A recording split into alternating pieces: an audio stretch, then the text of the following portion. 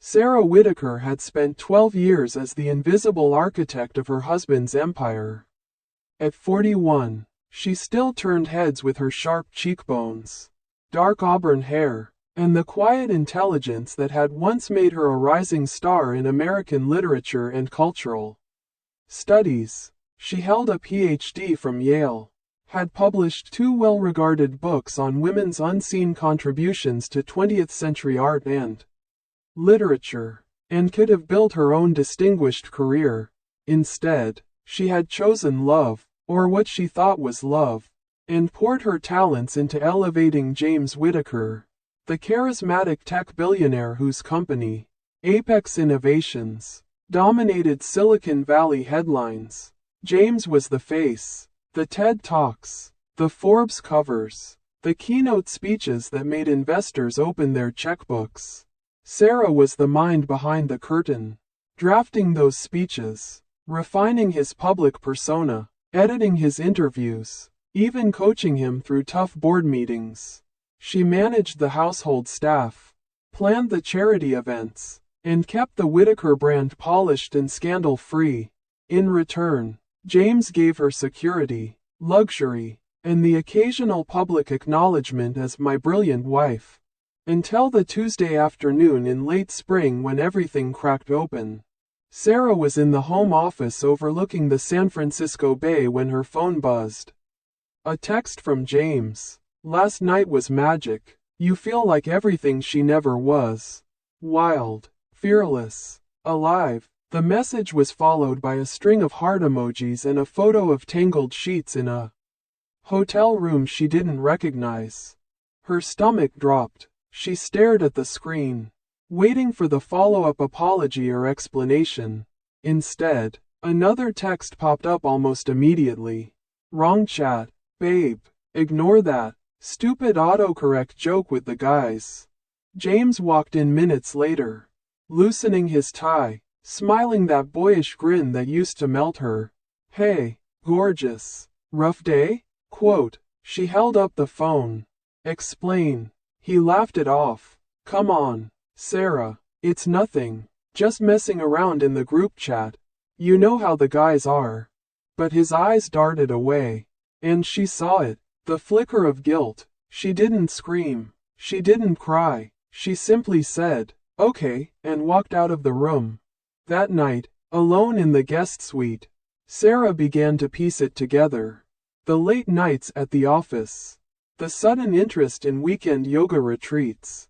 The perfume on his collar that wasn't hers. And then the name that kept surfacing in his phone's recently deleted messages when she quietly checked. Brooke, her younger stepsister. Brooke had moved to the Bay Area 2 years earlier.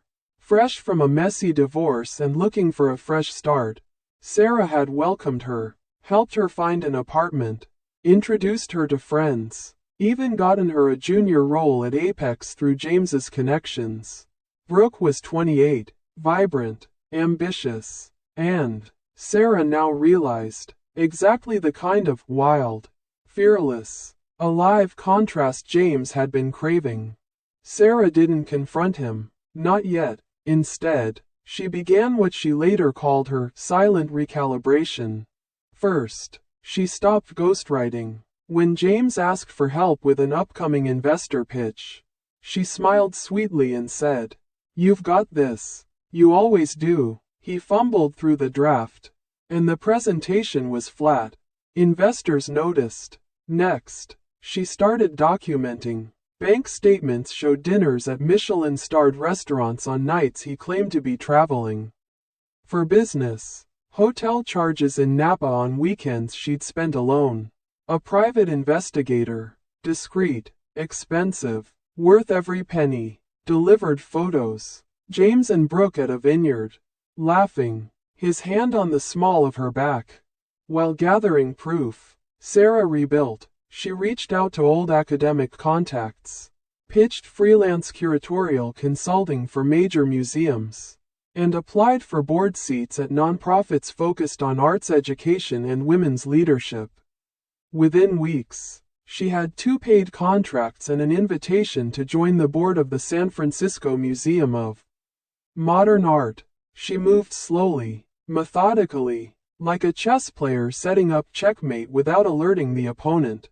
The annual Apex Innovations Gala was the perfect stage.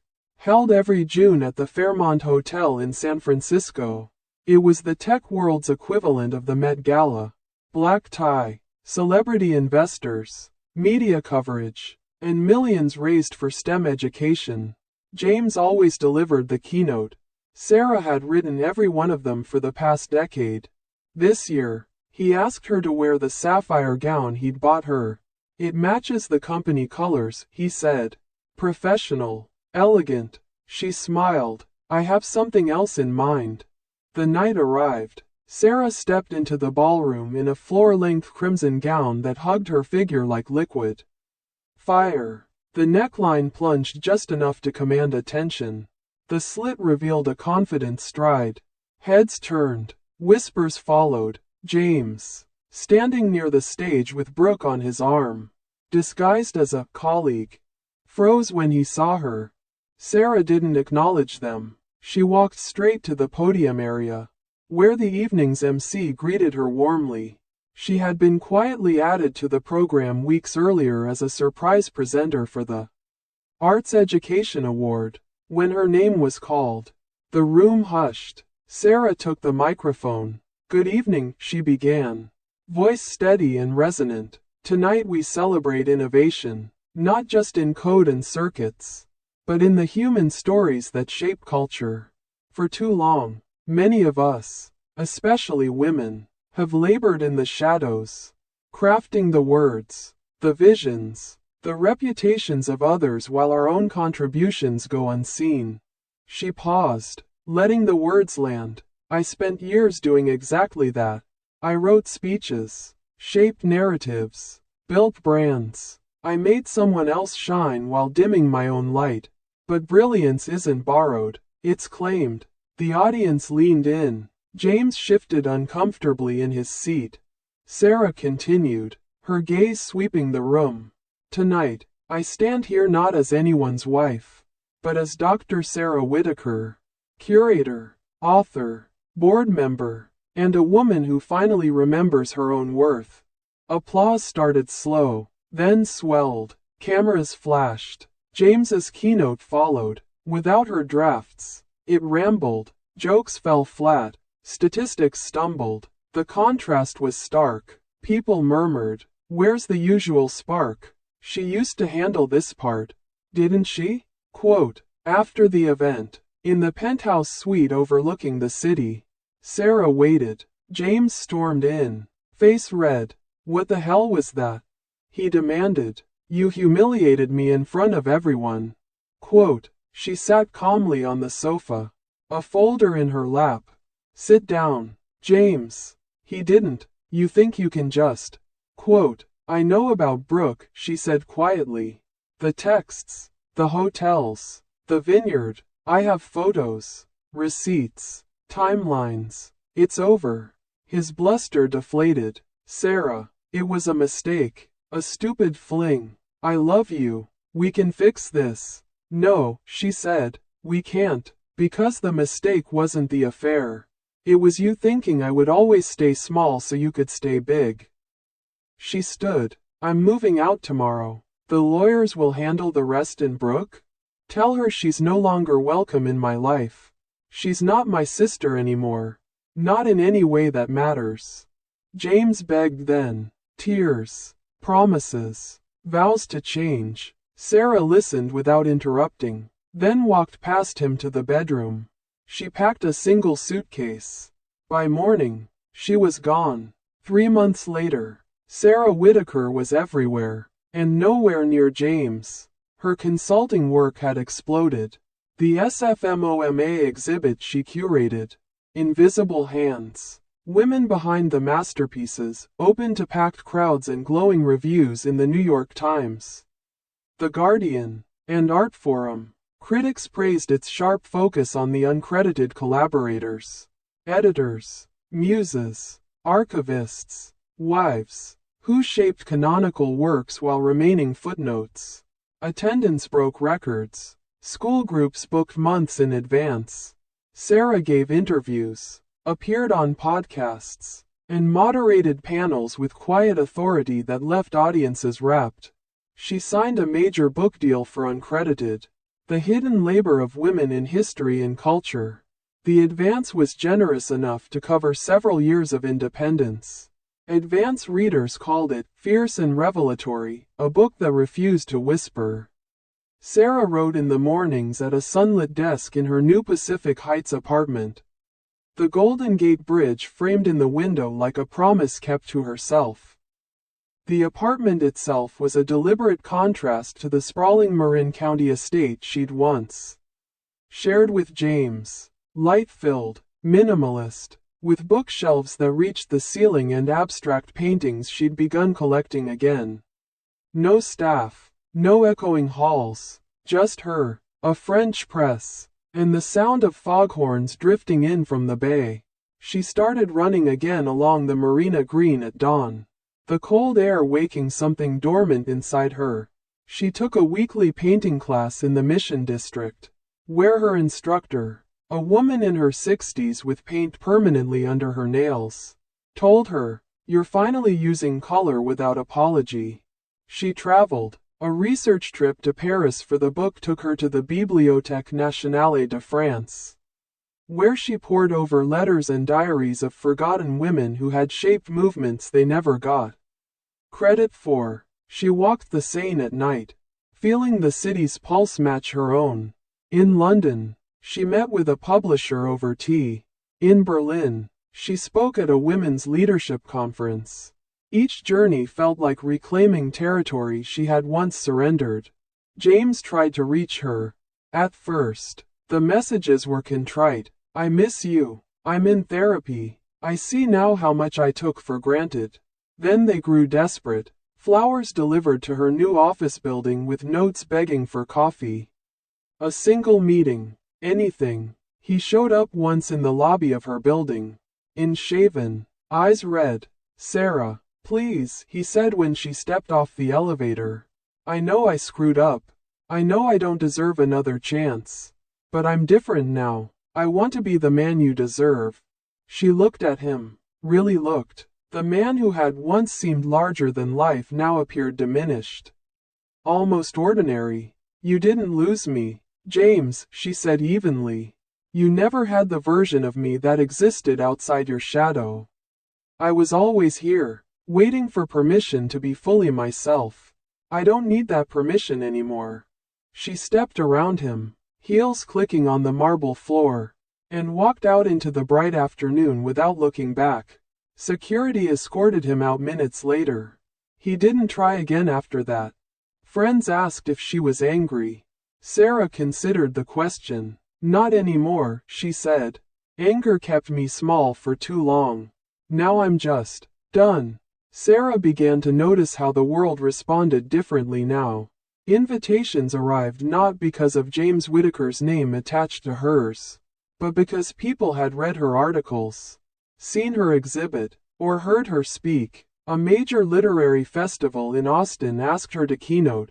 A women's foundation in New York offered her a fellowship to expand her research into a multi-year project. She accepted what excited her and declined what felt obligatory. No more saying yes to keep the peace. One evening, as autumn fog rolled over the city, Sarah met an old colleague from Yale for drinks at a quiet bar in North Beach. The woman, now a tenured professor, raised her glass. "To the version of you we always knew was there." Sarah laughed softly. "I spent so long convincing myself the supporting role was enough. It's strange how liberating it feels to stop performing it." They talked late into the night, about unfinished dissertations, about the quiet rage of women who edit masterpieces they'll never sign, about the freedom that comes when you finally stop apologizing for taking up space. When Sarah walked home under streetlights, she felt lighter than she had in years. Brooke tried once to reach out. A long email arrived in Sarah's inbox one morning. Apologies, explanations, tears typed in lowercase. "I never meant to hurt you. It just happened. You were always so perfect." So together, I felt invisible next to you. James made me feel seen. Sarah read it twice, then deleted it without replying. She blocked the address. There was no anger left, only a calm finality. Brooke had made her choice. Sarah had made hers. Family, she decided, was not a blood obligation. It was mutual respect, and respect had been broken beyond repair. James's public life began to show cracks. Apex stock dipped after a poorly received product launch, his first without Sarah's meticulous preparation. Tabloids ran speculative pieces. Whitaker's quiet divorce. What really happened at the gala? Investors whispered about leadership stability. James appeared on a podcast, voice strained, talking about personal growth and learning from mistakes. Sarah didn't watch. She didn't need to. Instead, she focused on what was growing. Her book manuscript took shape. Chapters on Virginia Woolf's overlooked editors, on the wives who typed Hemingway's drafts, on the archivists who preserved history while remaining nameless. Each page felt like restitution, not just for those women, but for herself. She started a small salon in her apartment once a month. Writers, curators, academics, activists, women mostly, though a few good men who understood listening mattered more than speaking. They drank wine, debated fiercely, laughed loudly. No one performed, no one shrank. Sarah hosted in bare feet, sleeves rolled up, feeling more at home than she ever had in the mansion on the hill. One night, after the last guest left, she stood at the window watching the city lights. She thought about the woman she'd been 12 years earlier. Young, hopeful, willing to trade her spotlight for someone else's. She didn't regret the love she'd given. She only regretted how long she'd let it cost her. A text came in from a friend. Saw your name in art forum again. You're unstoppable. Sarah smiled, typed back, finally acting like it. She set the phone down, poured herself another glass of wine, and returned to her desk. The cursor blinked on a half-finished page. She began to type, words flowing steady and sure, claiming every inch of the space she had once surrendered. Sarah's life settled into a rhythm that felt entirely her own. Mornings began with coffee and writing, afternoons with meetings or museum visits, evenings with friends or quiet solitude. She no longer checked her phone for James's name. She no longer measured her days by his schedule. For the first time in over a decade, her calendar belonged to her. The book launched to strong reviews and brisk sales. At the release event in a cozy bookstore in the Mission District, Sarah stood at a simple podium. No corporate branding, no spotlight borrowed from someone else. She spoke about the women whose names history had erased, about the cost of invisibility, about the courage it took to step forward and claim credit that had always been theirs. A young woman in the audience raised her hand during Q&A. How did you know when it was time to leave? She asked. Sarah paused, then answered honestly, I didn't leave because I hated him. I left because I loved myself more than I loved the version of us we'd built. Staying would have meant continuing to disappear. I chose not to disappear anymore. The room was quiet for a moment. Then applause broke out. Warm, genuine, earned. Months turned into a year. Sarah's name appeared in lists of influential women in the arts, in cultural commentary, in conversations about power and visibility. She mentored emerging curators, spoke at universities, advised foundations on equity in the arts. Each role felt like an extension of the work she'd always done. Just now, she signed her own name to it. One crisp fall afternoon, she walked through Golden Gate Park with a friend who'd known her during the marriage. The friend asked, do you ever miss it? The life, the security, him? Quote, Sarah watched leaves drift across the path. I miss parts of what I thought we had, she said. The illusion of partnership, the comfort of routine, But I don't miss shrinking. I don't miss editing my own voice so his could sound louder. I don't miss pretending I was fulfilled when I was only useful." She smiled. "What I have now isn't perfect. It's better. It's real." James eventually remarried. Someone younger. Someone who fit neatly into the role Sarah had once occupied. The photos circulated online. A beach wedding. Smiles wide. Apex still thriving under new leadership tweaks. Sarah saw one headline flash across her feed and felt nothing beyond a faint, detached curiosity. She scrolled past. In the end, Sarah Whitaker became the story she had once only helped tell, not through drama or revenge, but through persistence, clarity, and the simple, radical act of refusing to make herself smaller. She hosted her salon gatherings more frequently now, the apartment filled with laughter and debate. She traveled when she wanted, stayed home when she needed. She painted bold, unapologetic canvases that hung on her walls. She loved, carefully, selectively, without losing herself in the process. And on quiet nights, when the city lights glittered beyond her window, she sometimes thought of the woman who had once received a misdirected text and felt the ground shift beneath her. That woman had not broken. She had simply stopped bending. Sarah raised her glass to the reflection in the glass. One woman, fully present, fully seen, finally standing in her own light. She was unstoppable, not because the world had changed, but because she had.